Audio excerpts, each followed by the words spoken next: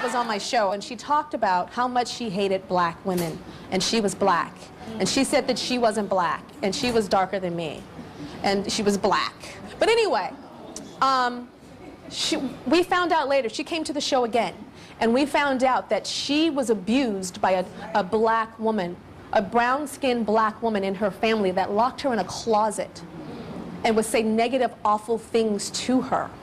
And that developed this hate for black women, and to separate herself from that. Have you had anything in your childhood from a dark-skinned black woman that happened? Nobody in my family that's dark-skinned or that I encountered with that's dark-skinned abusing me. What I was trying to tell y'all, I was friends with dark-skinned people. Me being in elementary school, junior high school, high school. What happened? Something happened. They treated me, Tyra, disrespectfully and bad because I wasn't dark like them or I was light like them. But do you understand why? Dark-skinned females never treated me right. No, I'm not talking about 5 years ago. I'm talking about 200 years ago. With slaves, okay. Do you understand why you feel the way you feel? And I still feel the way I feel, Tyra. Do you understand that you're that white master's dream right now? I still feel the way I feel. That you are his dream? Do you understand that they separated us back then by skin color to create you?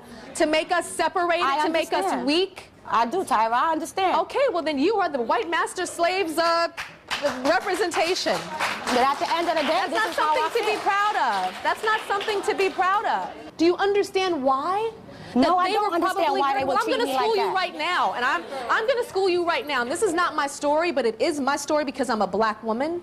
So I feel the pain of a dark-skinned black woman, even though that's not my path. The reason why they treated you like that is because they were hurting so bad because so many people treated them bad. So many people said, you're dark, you're ugly, your hair's nappy, your lips are this, your nose is this, and you're disgusting. So when people hurt, they lash out. You're hurt, so you're lashing out. Do you understand what that is? You cannot blame somebody that is so hurt for years, ingrained in our community, lashing out at you for that.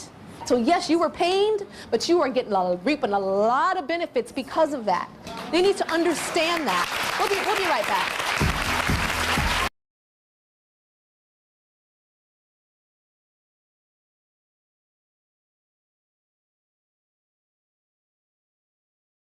So why do some people inside the black community ostracize each other for things that we usually hear from people on the outside?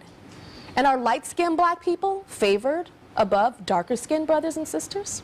Some people say that this is a debate that should not be out in the open, that it should stay in the shadows, that we shouldn't be airing our dirty laundry as black people to the world, that it's a private matter. But it's a debate that must be brought into the spotlight. Just recently, Ebony Magazine asked 2 women to face off on this subject. I actually read this article and got the idea for this show because of that article that I read recently. And it was a really compelling story. And it was, again, a huge inspiration for today. Now, the question the ladies were asked was, do light-skinned black people have an advantage? And joining me now is the woman who says they do, because they're treated better by society at large and treated better than her. This is Adrienne. Hi, Adrienne.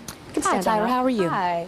So I read this article, and I was so, angered, touched, inspired, to do this show. And what made you write that piece? What made me write this piece is really, I went out to lunch, got my soup. A man sitting at the bar next to me said, you know, you're just so black. You're just so dark. You're just so black. And I said, are you trying to say hello?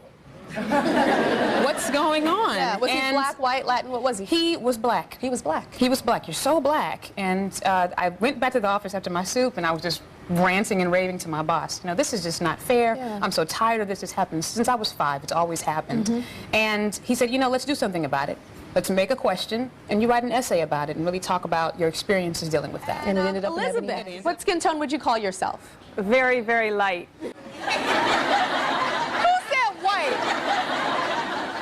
Okay, well, we met Adrienne, before, who wrote the article for Ebony describing her life as a darker-skinned black woman. And actually, Elizabeth wrote about her experience as a light-skinned woman in the same article. Now, she argued that light-skinned blacks just face a different form of racism, but also have a lot of pain.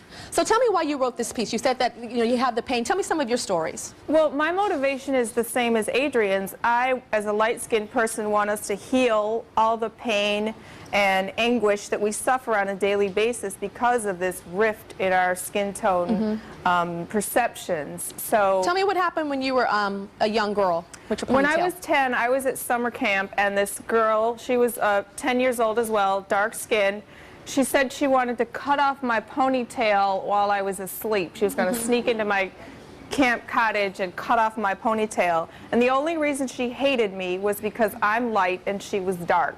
So what that did was sort of scarred my psyche to wonder and suspect every time I met a darker skinned person in life, would they hate me on sight because I'm light. Okay, I want to ask the audience, I want you to be honest. Have you ever looked at a girl that was similar to Elizabeth's complexion and kind of felt like, oh, she thinks she's all that? Ever? Who wants to comment? You want to comment?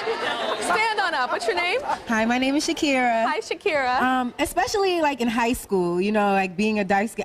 It always seemed like the lighter skinned girls had a boyfriend and were popular and had pretty hair and stuff. I mean, as a dark skinned person, that's how I felt. So I know I've had some times, I'm going to be honest, where I want to cut light skinned girls because I'm like, they always get the guys, they always get attention. But I mean, it's changed, you know, as I've gotten older. Changing. Not all the way. Not You're beautiful, by the way. Oh, thank you. Okay. Well, up next, sisters. One dark-skinned, one light-skinned. Who has it easier? so growing up, Seisha, I know that you would always hear, oh, your sister's so pretty. What did that feel like hearing people say that to her and not to you? It was hard. It was like, when is my time gonna come? When is somebody gonna tell me I'm pretty? Selena, you are here with us today, and do you feel that you get treated from black women differently, darker skinned black women, because you're so light? I think it was definitely a lot more when I was in high school, but yes, absolutely. I think that, and some other people have talked about it. You asked the audience, do they think that light-skinned women think that they're better than dark-skinned women? And I feel like that has definitely been my experience. I've had girls say to me, you are not that cute, as if I said that I was. Yes, I do. Uh-oh, I hear people laughing. What about who you gravitate towards? Who do you gravitate towards in terms of skin color with black women? I think that when I see light-skinned people, I think that they have similar experiences to me. But what's really interesting is that my sister is much darker than me. And so it's been something that I've tried to make sure that I consciously work through.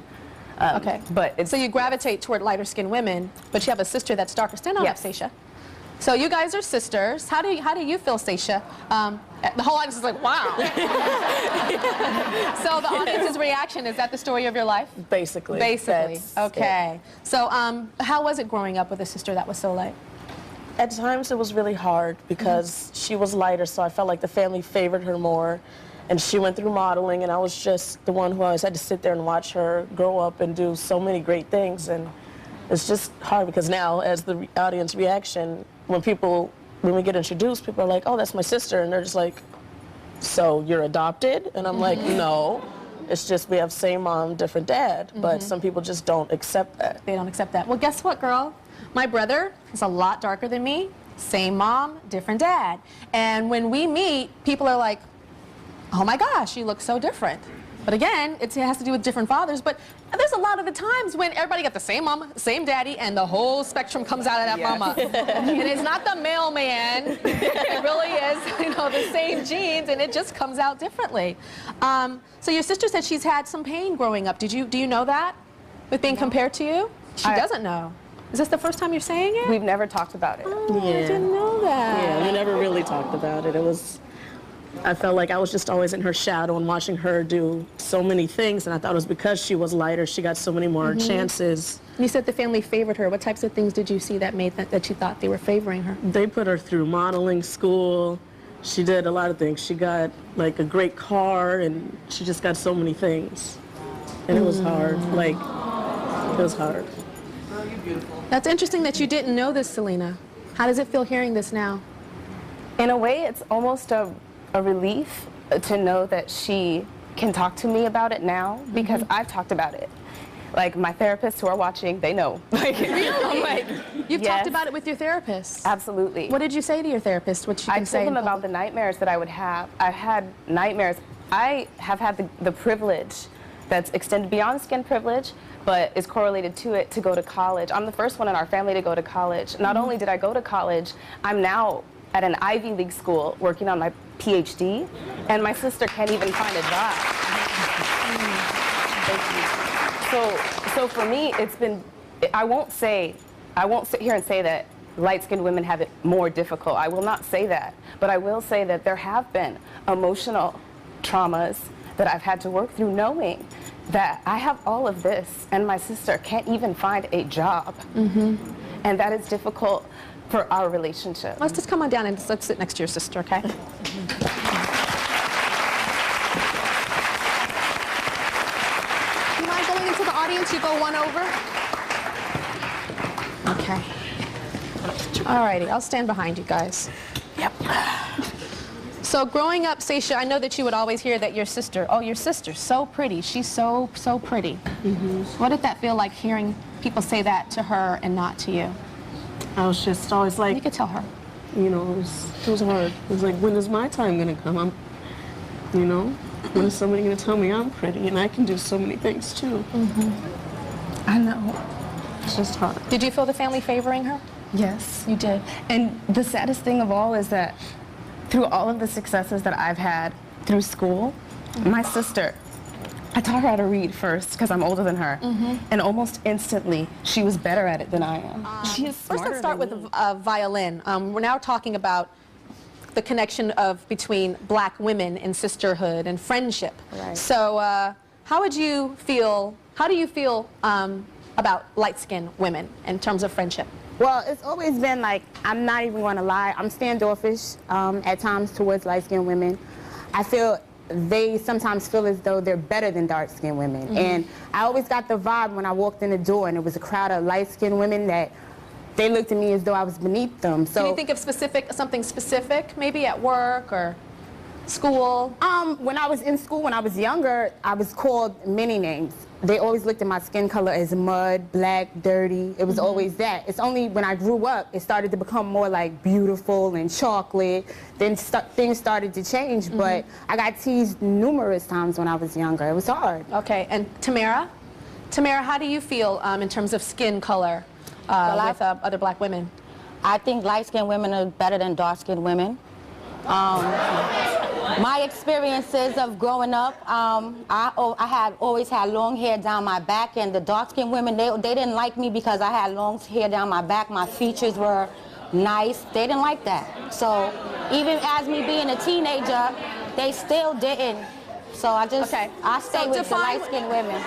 Define when you say your features were nice. You said your features were nice. What does that mean? Yes, I don't have big lips, big nose, nappy hair. You know, my features are good. Okay. And you tried to be friends with darker skin. You have tried to be friends with darker skinned black women? Yes, but it's like they're jealous of me. They didn't like me. I tried to be friends with them. They didn't like me. Even as in their relationships, if they're around their boyfriends and I'm around them, they want their boyfriends to hurry up and go. They want me to leave because they think that I'm going to try to take their men from them. But that's not even the case. Who has something to say? Stand up. Come on over. Both of you guys come on down. Okay. Okay, Tamara, what's your name? Hello, yes, my name is Shayna, okay? And let me tell you something. I feel very disgusted by what you're saying, okay, sweetie? Number one, I'm dark-skinned. Number one, I'm dark-skinned and I don't have a big nose, as everyone can see, so that's a misconception. And number two, sweetie, Halle Berry is the same complexion as you, and you don't look better than her.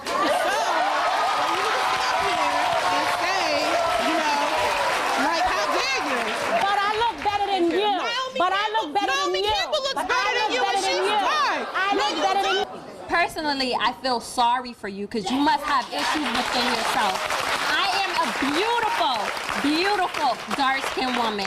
And I just really feel sorry for you that you have to come on stage and play down someone else to make yourself look good because, sweetie, it's not working for you. It's not working for you, okay? I think it's funny that Tyra did this episode because the same women that she's defending have tried to cancel her a few times, quite a few times. And she was bullied by Naomi Campbell for years.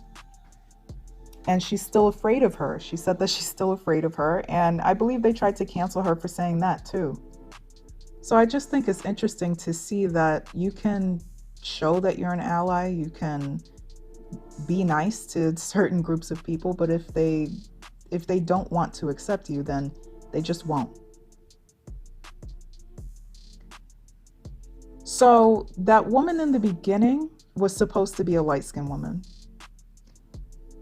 We can all see that she's not light-skinned, right? She was a paid actor. She was obviously paid to portray a light-skinned woman because a real light-skinned woman wouldn't accept and offer to say things like that on the Tyra show. You know? And if she was a real light-skinned woman, they would have treated her way different. But everybody could see that she wasn't really light-skinned. Plus, she had that short haircut that I talk about. She had that butch look that Black women accept, you know, and that look that you need to keep yourself safe when you're around certain Black women. So she didn't get the type of backlash that a real light-skinned woman would have gotten. But also in the beginning, the woman that was wearing green, does anyone believe what happened to that woman in the bar?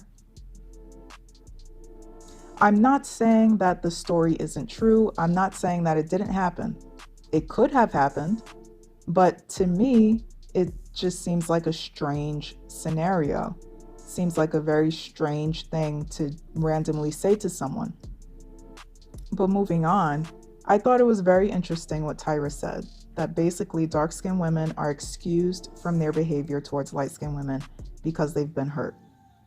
Now in the video, you heard them talk about cutting light-skinned women like it was nothing, among other things towards light-skinned women.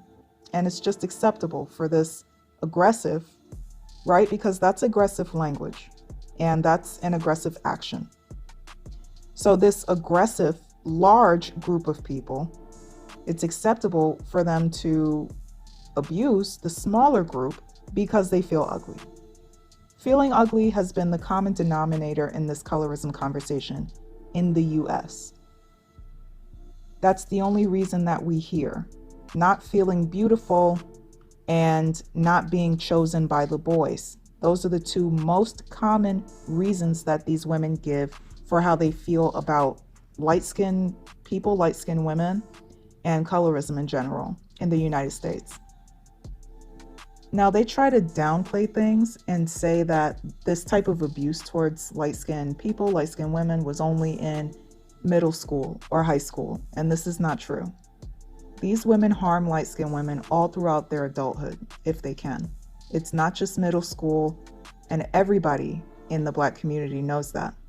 But it's funny that they say that's what light-skinned women are holding on to. That they keep referring to being bullied in elementary school and high school, maybe in college, and how that's not valid. That's not valid enough for you to be able to even speak on colorism. Now, the half sisters. One of the sisters could actually be half white. We don't know.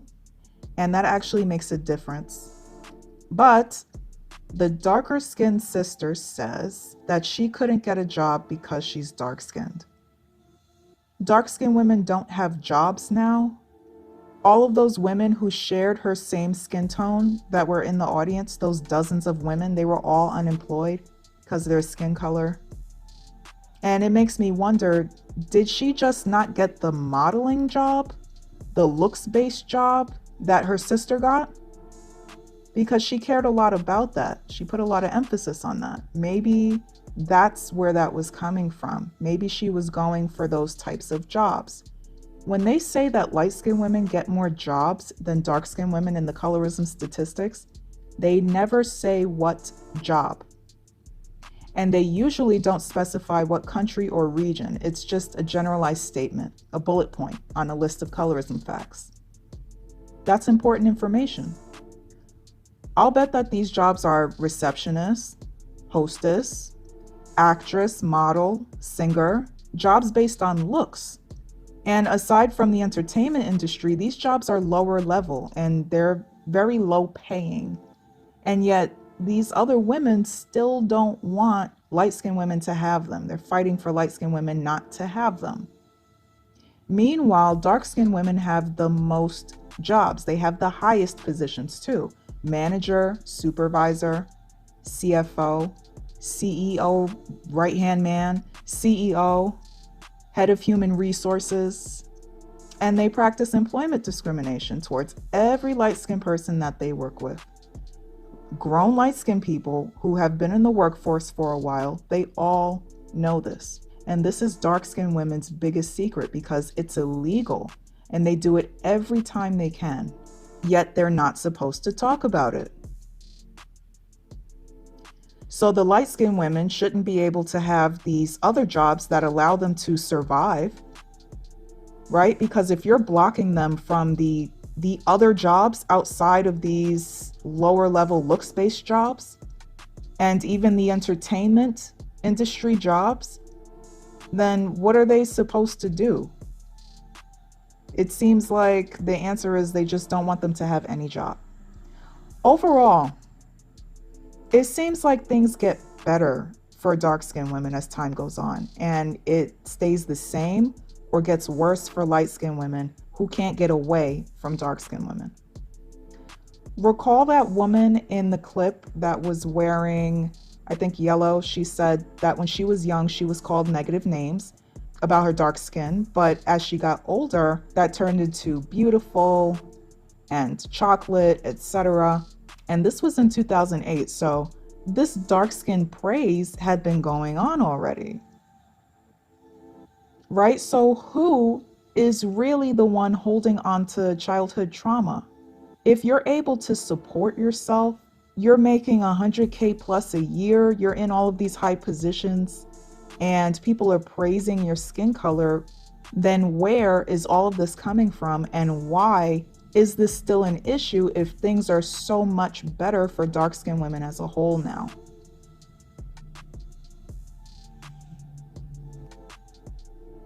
Now, I also noticed that Tyra was trying to play therapist to the two sisters, and she put the light-skinned woman in an uncomfortable situation, almost in a shameful position, as if that would help anything.